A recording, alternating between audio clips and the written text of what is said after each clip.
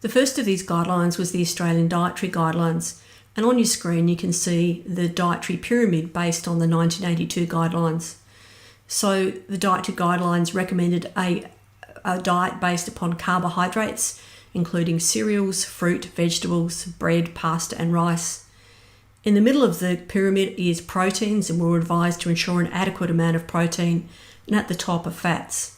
We're advised to minimise our fat intake, and in particular to avoid saturated fats, or to swap them out for monounsaturated fats or polyunsaturated fats, the sort of fats that come from seed oils.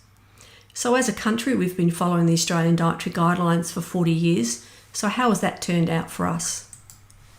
As a general practitioner, I've had a front row seat to the evolving disaster which has become the Australian healthcare system. We've had a tsunami of chronic complex diseases underpinned by poor metabolic health, including insulin resistance and type 2 diabetes, which has overwhelmed the capacity of our system to cope. Since I have been a doctor, there has been a fourfold increase incidence of obesity, so that we now have 32% of Australian adults and 8% of Australian children suffering from obesity. In fact, 3 out of 4 Australian men, 3 in 5 Australian women, and 1 in 4 Australian children now suffer from overweight or obesity. The incidence of type 2 diabetes has doubled in this time, and we've seen the evolution of type 2 diabetes as a diagnosis in children, something that I could not have imagined when I first graduated. We've also seen the evolution of new diseases caused by poor metabolic health and insulin resistance. Fatty liver disease or metabolic associated fatty liver disease was not taught when I was at medical school because it was only first described in the literature in 1980.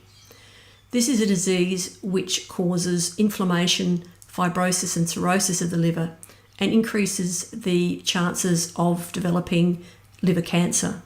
It is now the 3rd most common cause of requiring a liver transplant in this country, and it affects 1 in 4 Australian adults and an increasing number of Australian children.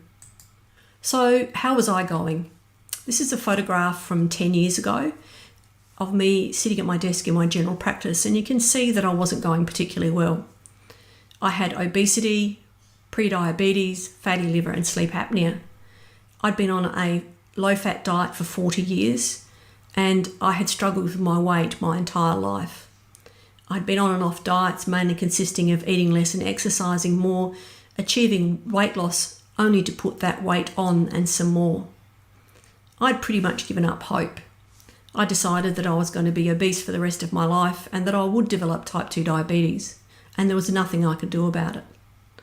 It was about at this time that I came across low carbohydrate diets and was fortunate enough to travel to Sydney to attend a LowCarbDownUnder conference.